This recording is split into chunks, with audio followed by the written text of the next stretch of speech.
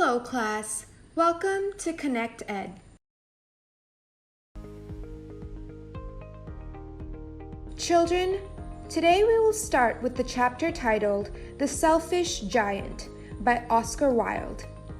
It is a story that deals with human love for animals and nature.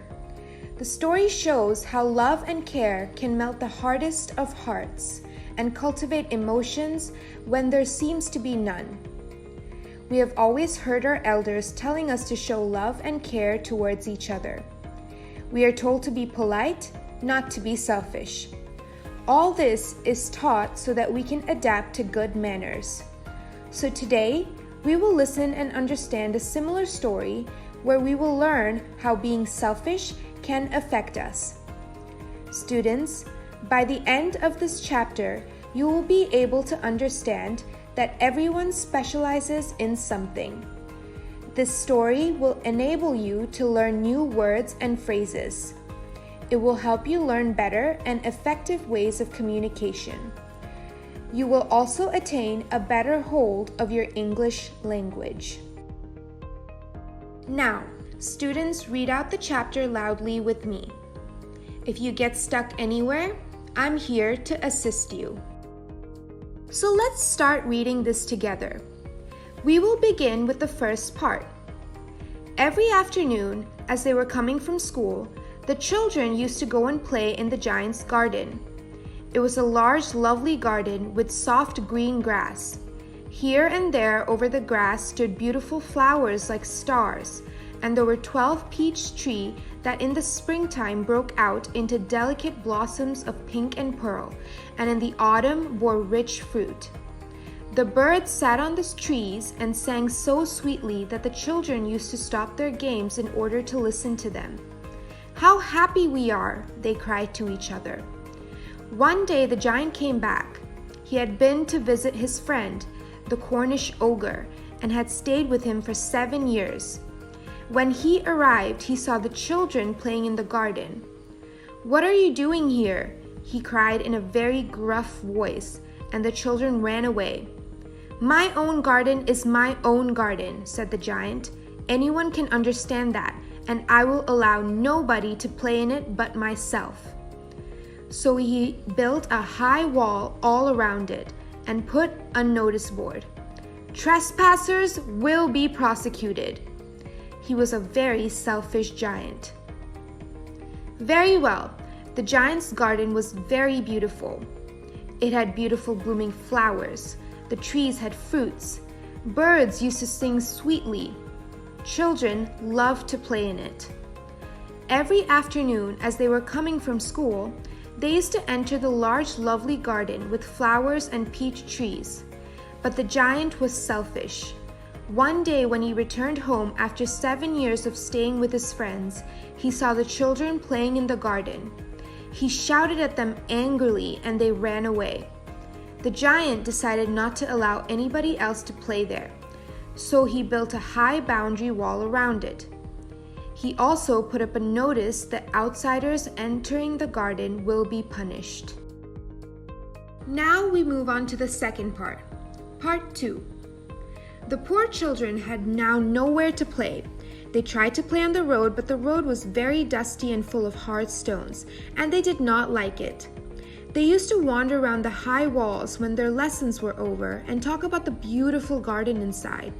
"How happy we were there," they said to each other. Then the spring came, and all over the country there were little blossoms and little birds. Only in the garden of the selfish giant it was still winter. The birds did not care to sing in it as there were no children, and the trees forgot to blossom. Once a beautiful flower put its head out from the grass, but when it saw the notice board, it was so sorry for the children that it slipped back into the ground again and went off to sleep. The only people who were pleased were the snow and the frost. "Spring has forgotten this garden," they cried, "so we will live here all the year round." The snow covered up the grass with a great white cloak, and the frost painted all the trees silver. Then they invited the north wind to stay with them, and he came. He was wrapped in furs and he roared all day about the garden and blew the chimney pots down. "This is a delightful spot," he said. "We must ask Hail on a visit." So the Hail came. Every day for 3 hours he rattled on the roof of the castle till he broke most of the slates, and then he ran round and round the garden as fast as he could go. He was dressed in gray and his breath was like ice. "I cannot understand why the spring is so late in coming," said the selfish giant as he sat at the window and looked out at his cold white garden. "I hope there will be a change in the weather." But the spring never came, nor the summer. The autumn gave a golden fruit to every garden, but to the giant's garden she gave none. "He is too selfish," she said. So it was always winter there, and the north wind and the hail and the frost and the snow danced about through the trees. Good. The poor children had no other place to go. They didn't like to play on the dusty road full of stones. They imagined how beautiful it was to play in the garden. Then the spring came all over the country. Only in the garden of the selfish giant it was still winter. No flowers bloomed and no birds sang. Once a flower sprouted from the grass, but after seeing the bulletin board, he also fell asleep again. He was sad to see these winters all around him. The only visitors were the snow and the frost, which painted all the trees silver. The north wind roared there all day. It also asked the hailstones to come. The giant wondered why the spring passed by his garden. It was always cold there. The garden became a cold, dry, and ugly place. The giant could not understand the situation as the rest of the places enjoyed enriching sunshine and plentiful fruits and blooming flowers. He became sad and morose. Now let's proceed to the next part. One morning the giant was lying awake in bed when he heard some lovely music. It sounded so sweet to his ears that he thought it must be a king's musician passing by. It was really only a little linnet singing outside his window, but it was so long since he had heard a bird singing in his garden that it seemed to him to be the most beautiful music in the world. Then the hail stopped dancing over his head, and the north wind ceased roaring, and a delicious perfume came to him through the open casement. "I believe the spring has come at last," said the giant, and he jumped out of bed and looked out. One morning he heard some lovely music of a linnet songbird outside his window. He jumped out of bed and looked out. He saw a wonderful sight. The children had crept in through a hole in the wall. They were sitting on the branches of trees, which gladly welcomed them with flowers. Only in one corner it was still winter. A small boy was wandering all around the tree and crying. He was too small to climb up. He saw a most wonderful sight. Through a little hole in the wall, the children had crept in, and they were sitting in the branches of trees.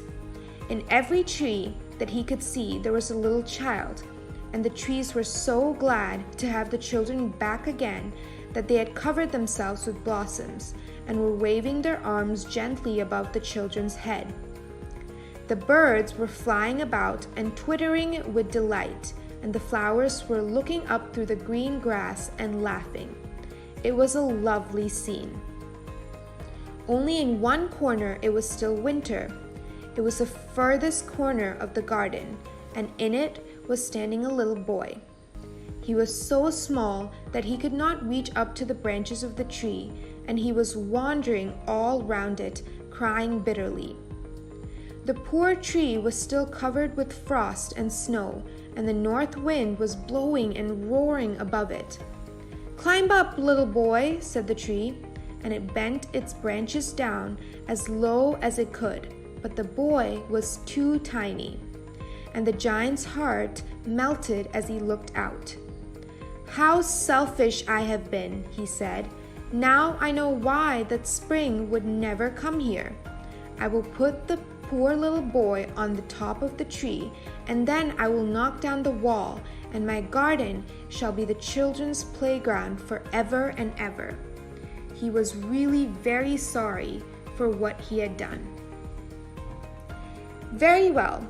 One morning, the giant hears what sounds like lovely music outside his window, and so sweet to his ears that he thought it might be the king's musician passing by.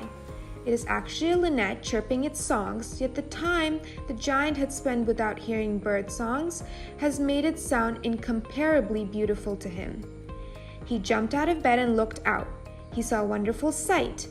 Then the giant hears that the forces of winter have stopped their assault on his home, and he smells the aroma of flowers wafting in through the window.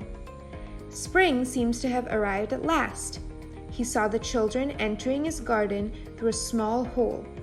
The children were sitting on tree branches and the trees were blooming. He also saw the birds fly and heard them chirp. The flowers had also risen, but to his surprise, winter was still in one corner.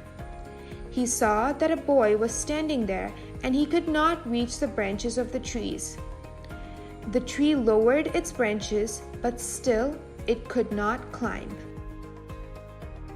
So he crept downstairs and opened the front door quite softly and went out into the garden. But when the children saw him, they were so frightened that they all ran away, and the garden became winter again. Only the little boy did not run, for his eyes were so full of tears that he did not see the giant coming. And the giant stole up behind him and took him gently in his hands and put him into the tree. And the tree broke at once into blossom, and the birds came and sang on it, and the little boy stretched out his 2 arms and flung them round the giant's neck and kissed him. And the other children, when they saw that the giant was not wicked any longer, came running back, and with them came spring. "It is your garden now, little children," said the giant, and he took a great axe and knocked down the wall. And when the people were going to the market at 12 o'clock, they found the giant playing with the children in the most beautiful garden they had ever seen. Good. So children, after the giant saw this beautiful sight, he hurried towards the garden. As he stood near the garden, the children were so frightened that they ran away. The garden became winter again after the children left. The giant found the little boy still standing near the tree. He stood behind him and picked him in his arm. He put him onto the tree. The tree blossomed again. The boy hugged and kissed him. Other children found the giant to be in a jolly mood, so they came back.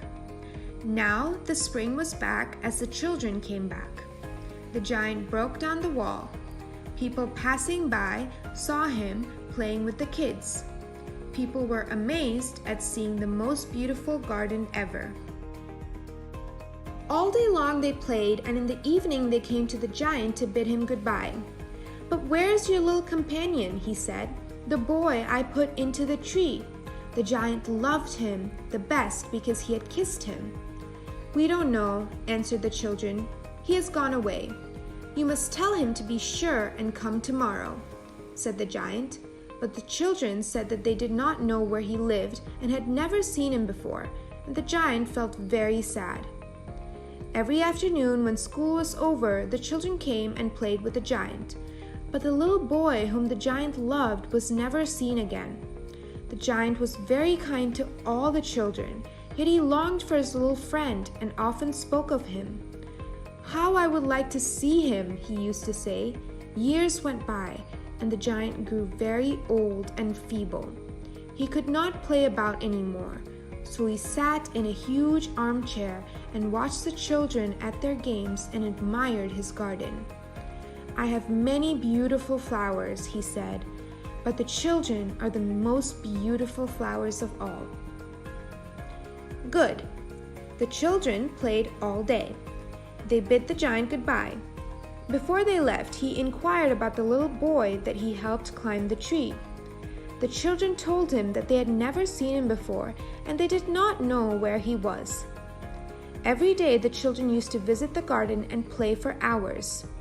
The giant still longed to meet his little friend, but that boy was never seen again. Years passed, the giant grew older and also got weaker. He could not play with the children anymore.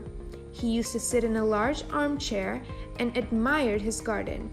He enjoyed seeing the children play. He thought to himself that children were the most beautiful flowers in his garden. Now we will complete the chapter by reading the last chapter. One winter morning, he looked out of his window as he was dressing. He did not hate the winter now, for he knew that it was merely the spring asleep and the flowers were resting. Suddenly, he rubbed his eyes in wonder and looked and looked. It certainly was a marvelous sight. In the farthest corner of the garden was a tree quite covered with lovely white blossoms. Its branches were golden, and silver fruit hung down from them, and underneath it stood the little boy he had loved. Downstairs ran the giant in great joy and out into the garden.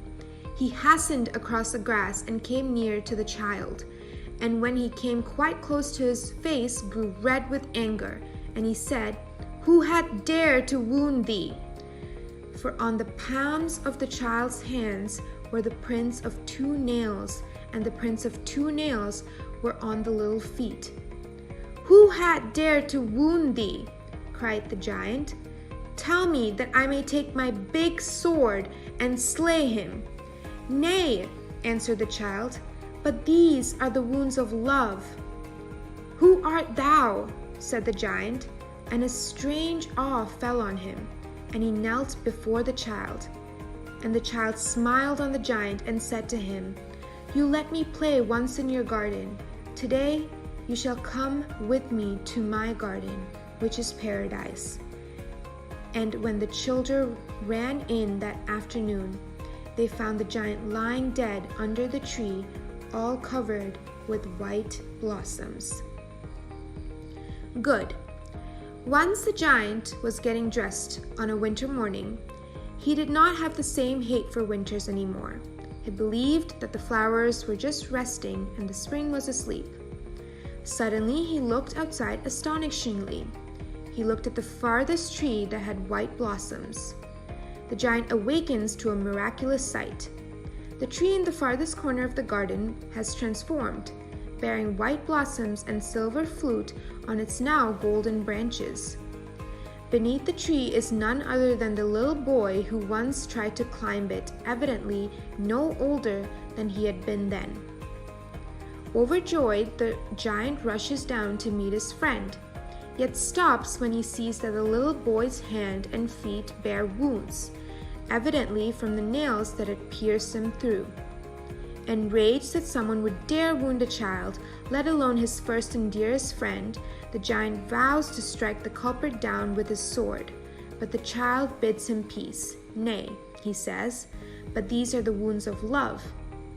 At this moment, the giant realizes that he is in the presence of no ordinary child. "Who art thou?" he asks, reverently kneeling before the boy. The little boy does not answer the giant directly, but rather says, "You let me play once in your garden. Today you shall come with me to my garden, which is paradise." When the children visit the giant that afternoon, they find his body lying beneath the tree, covered in its white blossoms. Okay, class, now that we have learned all these new words, let's use them in some sentences. I shall show you some sample sentences now.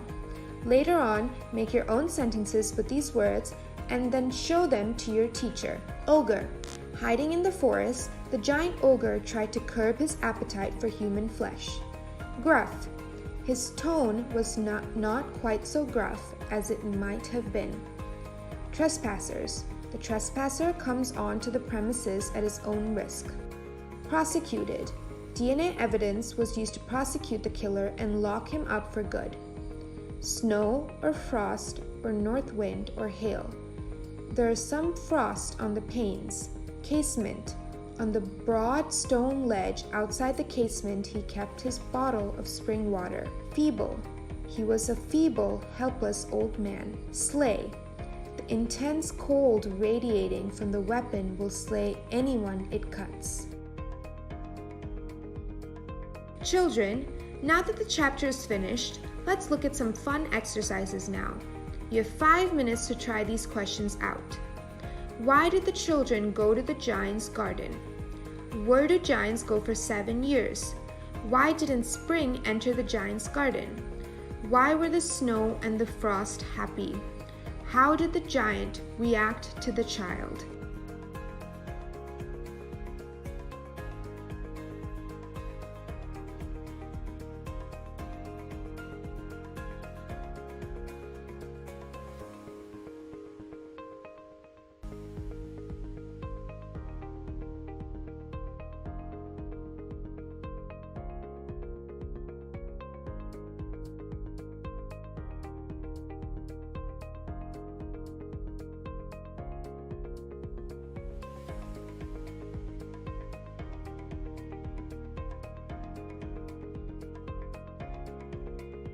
Excellent answers, students.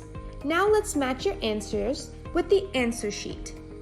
The children used to go to the giant's garden because it was a large, lovely garden with soft grass, with beautiful flowers and peach trees bearing fruits. The giant went to visit his friend, the Cornish ogre, and stayed there for 7 years. The giant did not allow the children to play in his garden, so spring did not enter there. The snow and the frost were happy because the spring had forgotten the garden, so they stay all year round. The giant was infused with energy seeing the child again in his garden. He ran downstairs in great joy and hastened across the grass. Students, now try to answer these personal questions on your own. Remember, students, there can be many correct answers. Service for the welfare of others should be the aim of human deeds. What do you feel in light of this statement? The little child's hand and feet had marks of nails. Who does the child remind you of? Give a reason for your answer. So that's it for today's class. Thank you and hope you all had fun learning.